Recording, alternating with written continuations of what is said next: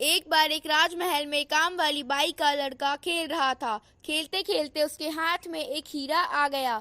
वो दौड़ता दौड़ता अपनी माँ के पास ले गया।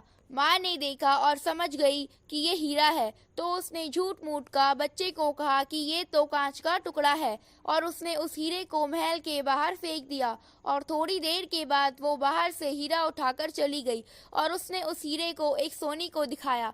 सोनी ने भी यही कहा कि ये तो कांच का टुकड़ा है, और उसने भी बाहर फेंक दिया, और वो औरत वहां से चली गई। बाद में उस सोनी ने वो हीरा उठा लिया और जौहरी के पास गया और जौहरी को हीरा दिखाया। जौहरी को पता चल गया कि ये तो एक नायाब हीरा है, और उसकी नीयत बिगड़ गई, और उसने भी सोनी को कहा कि ये तो कांच का टुकड़ा है, और उसने उठा के हीरे को बाहर फेंक दिया, और बाहर गिरते ही वो हीरा टूटकर बिखर गया।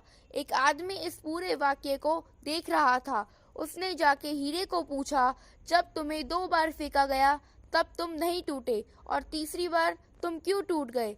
हीरे ने जवाब दिया, न वो औरत मेरी कीमत जानती थी और न ही वो सोनी।